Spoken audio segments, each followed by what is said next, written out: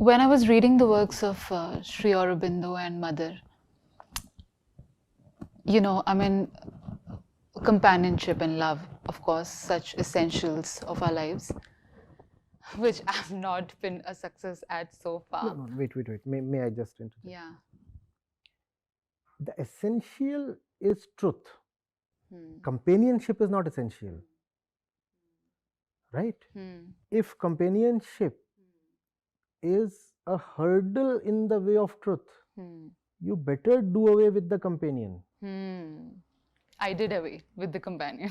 Companionship is not the final thing. The final thing is something else. Yeah. The companion has to be a medium towards that thing. Otherwise, the companion is toxic. Yes. So, companionship, even love is not essential. What is essential is truth. I know many people would be hurt by this. Love is not essential. When you say love is essential, then you get into love of the totally wrong kind, because you have taken love as the final thing. Then attraction and sensuousness and attachment, they become the names of love. So love is not essential. What is essential is being attracted towards someone who elevates you. If your love is of that kind, wonderful. Otherwise, the essential thing, the central thing, what is essential is something without which you cannot exist. That's called essential. Essence means core. Essence means self, Atma. Essence means the truth. So only the truth can be essential. Nothing else is essential. If love takes you truth, love is fine. If love is a bar against the truth, love is not fine. Correct. Yeah, please continue. Yeah. So when I was reading their work, there was this thing that I came across which was really thought-provoking for me. They spoke about, Sri Aurobindo spoke about 3 levels or 3 kinds of partnerships, if you can call them. He said there's one at the vital level, vital partnership, there is psychic partnership, and then there is spiritual partnership. So my question is, how do I find the spiritual partner, and how do I know or recognize? Just the same way you find the right guru. Go back to that question. Okay. The authenticity in my core. You must know what you're seeking from the person. If you get it from that person, you are with the right person. What are you looking for? What are you seeking? If you're just looking for decent looks and somebody to accompany you to the movies, then anybody would do. But if you're looking really to not to make a waste of your life, and if you're looking to someone who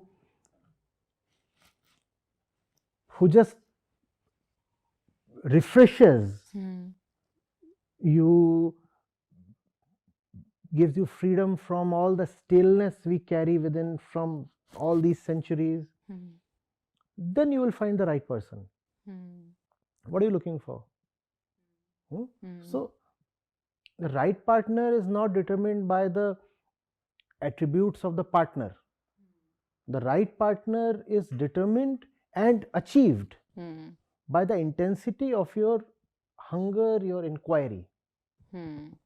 Just as I said, you go and ask the right questions from the guru, and if the guru comes a cropper, you leave. Similarly, even with your partner, you need to ask certain questions. Maybe not in the same way you formally inquire from a guru, but the essence of the question has to be the same, because the essence of the suffering is the same. Are you a different person in front of the teacher and a different one in front of the partner? No, that's not the same, right?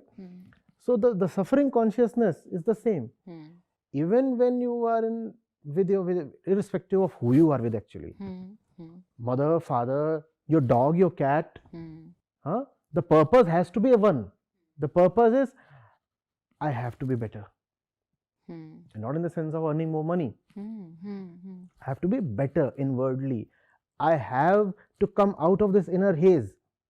Does my dog help me with that? You have to be austere and rigorous to that extent. I know many people would hear this and laugh. That does even a dog need to be measured on a spiritual yardstick? Yes, of course. Why must you keep a pet? I get it. If the pet is going to make your life hell. No? Every single thing that you do, you must ask, is it going to liberate me from my bondages and my ignorance?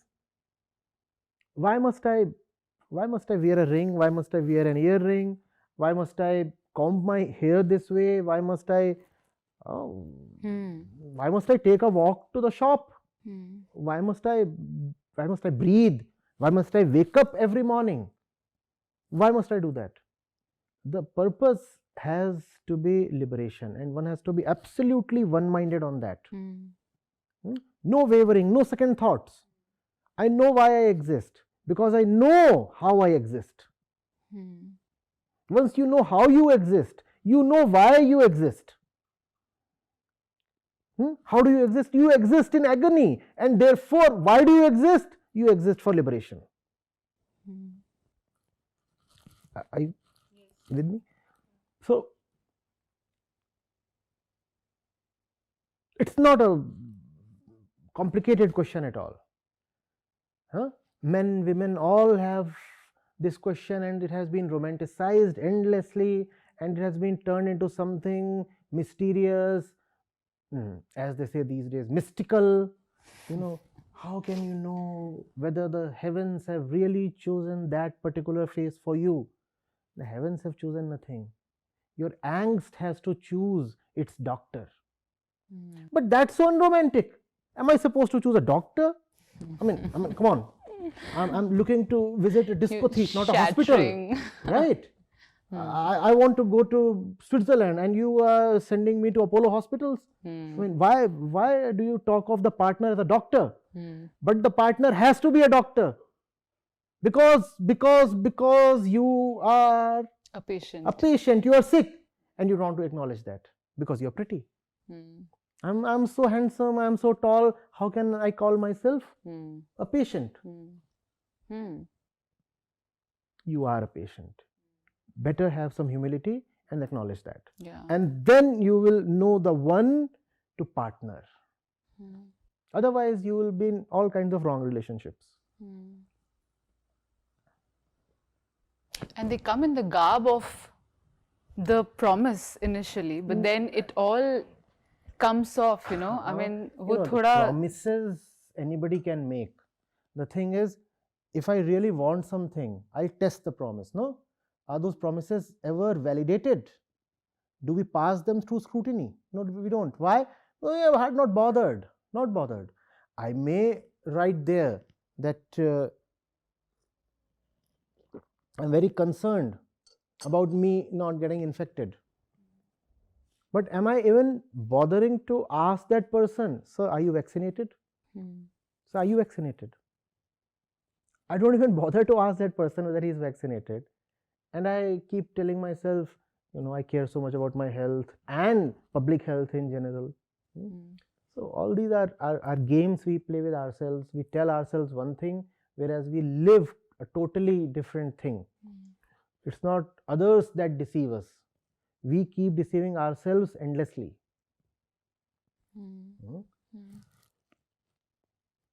And the funny thing is, when we discover that others too have deceived us, we cry ourselves dry.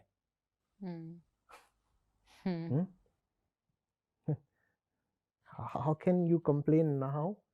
The very name of the game was deception. He was deceiving you. You were deceiving him or her. He was deceiving himself, and you were deceiving yourself.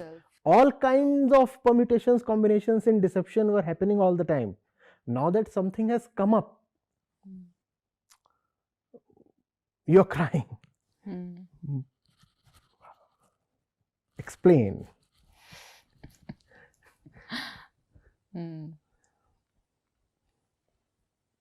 So once you've gone through you know, the path of obviously stumbling down and then discovering who you are.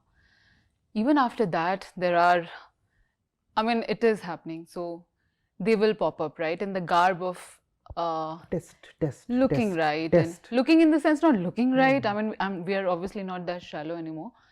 So looking in the sense, oh, all like No, they they're all deeper than that and all that. see. So Does how an do you spot a lie? does an infected person look different from a normal person? No, no, no.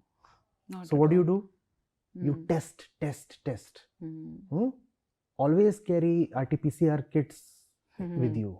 Keep testing. By the looks, you will never know whether the fellow is infected or not. You must test. And how will you test? Through your own angst, through your own inquiry. So is there no depth left in the men anymore? I mean, what? What is the game? Predominantly. If there is no depth left in the men, and women are usually unable to see that, is there any depth left in women either? Had there been, I mean, generalizing, you are generalizing, I am generalizing, but let's play this game. If there is no depth in the man and the woman still falls prey to the man, what kind of depth does the woman have? Correct. That's the utility of depth. You don't fall prey to shallowness. Without the real thing, nothing in life falls in the right place. At times, we might be deluded into thinking that things are going well with us. They cannot. They cannot. Even if it is happening, it is going to be very short-lived, and the end is going to be tragic. You can happily run your car on a flat tire for 2 kilometers. And then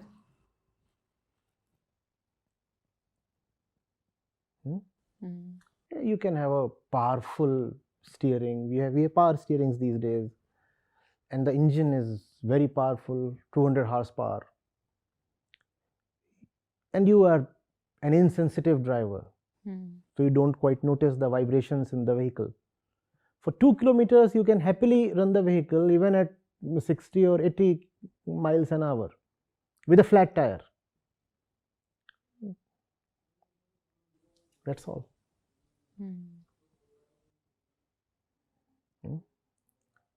And then when somebody calls you up or gestures from outside, hey, hey, you're such a fool. He's unnecessarily raising a scene. All these are conspiracy theorists. I'm so happily riding my vehicle, and the fellow is warning me from there and playing it up. They don't like my happiness. That's what so many people, verbally or non-verbally, say to me. They may not say that, but it's writ large on their faces. And we are so happy. Probably you don't like our happiness. I want you to be really happy. I know the thing that you call as happiness. I know how deceptive it is and what kind of pain it would leave you with. Therefore, I'm warning you against false happiness. I'm not an enemy of happiness. I don't like this movement into deeper and deeper pain in the name of happiness.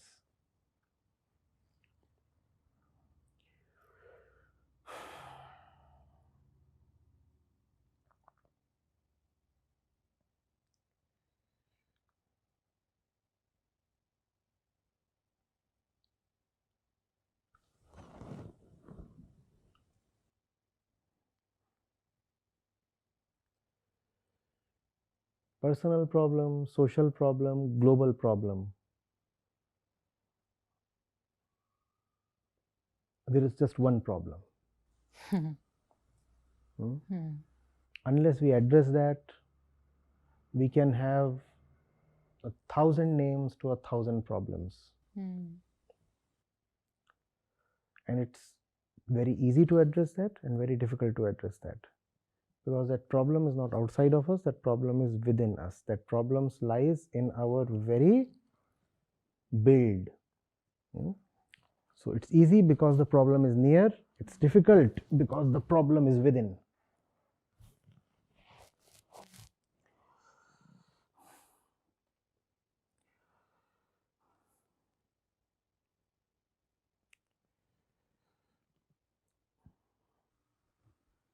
You know, in this book that I read, David Epstein, it did quite well actually. It's called Generalists: Why Generalists Triumph in a Specialized World. So there are so many things, many times one is endowed with. Like personally for me, I'm drawn to a lot of stuff. So basically, do I do it all? Is it possible to do it all? I'm drawn towards all the stuff in the pharmacist's place. Okay, I got it. Yeah. Which medicine do you? Which sickness do you? Which medicine you use to treat your sickness, basically? Yeah. First thing is acknowledgement of the sickness. That decides the medicine, and that then rejects all the needless medication. Needless medication is very close to more sickness, no?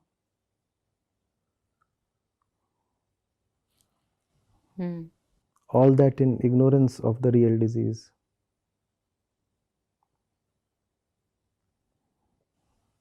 I was talking more work-wise in the sense there's music, there are a lot of things. So even doesn't matter. All these are objects. Okay, the faces change in our sensory world. We need to know who we are, and therefore what is it that suits us. Skill-wise, at points in my life, I have been good at certain sports. I have been good at mathematics, I have been good at engineering, I have been good at management, I have been good at acting.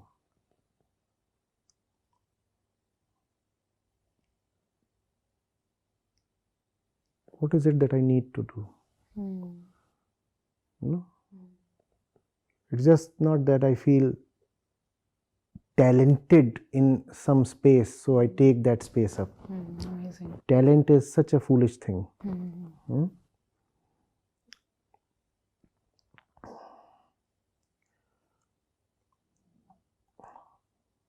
I would have probably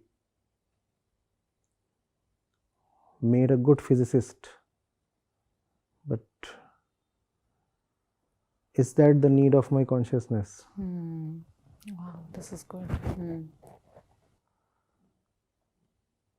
Even today, if there is one thing that attracts me beyond Vedant, it's physics. I have even taught physics.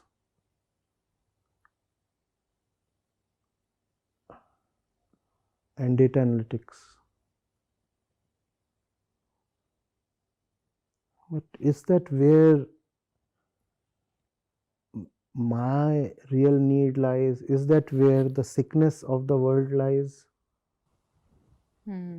What does the world need? If I become a physicist, that's not going to heal the world. We already have enough physicists.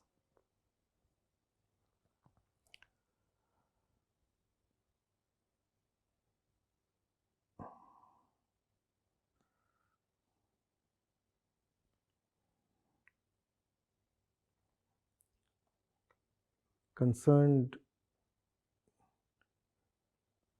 with this question are the words of passion, calling, and all such things, no? But I feel so passionate about what? Let's say, give me something. Singing. Singing. Yeah. Now, there's hardly anybody who does not feel passionate about singing. But hello. No? I'm not against singing. Anybody in India who is not passionate about cricket?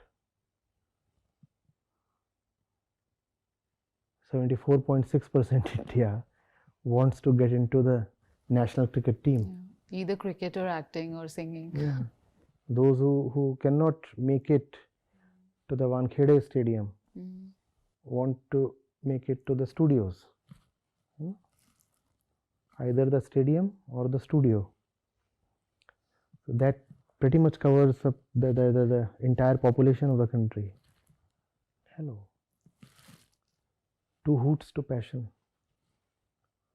You see what you must do, not what you are inclined to do. Being born in India, obviously you would be inclined to take the ball or the bat in hand. I too was inclined. That's not what I'm going to do. Or perhaps use your singing in a way that it is conducive to serve the purpose. Now, that makes sense. What sort of But songs then are you again, singing? but again you have to determine if your songs are just a means towards some higher end, then are songs the best means towards that end? If the end is the important thing, then are the songs the best means? If they are, continue with singing. If they are not, pick that up which would be most efficient in taking you towards your goal. So, but Meera sang bhajans of Krishna ji too. Meera succeeded with songs in reaching Krishna. Not everybody succeeded with songs in reaching Krishna. You have to ask yourself, is Krishna important or the songs? The answer would be Krishna, if you are honest. If Krishna is important, are songs the best way? If the answer is yes, continue with singing. If the answer is no, don't deceive yourself. Pick some other way. If you persist with singing, irrespective of knowing that this is not taking you to Krishna, then singing is more important for you than Krishna. And that's bad. Good point. I like it. Lovely. Were Meera asked to pick between her bhajans and Krishna, what would she choose? Krishna. Bhajans were good for her only because they were 100% aligned with her love for Krishna. Bhajans are secondary. Krishna is primary.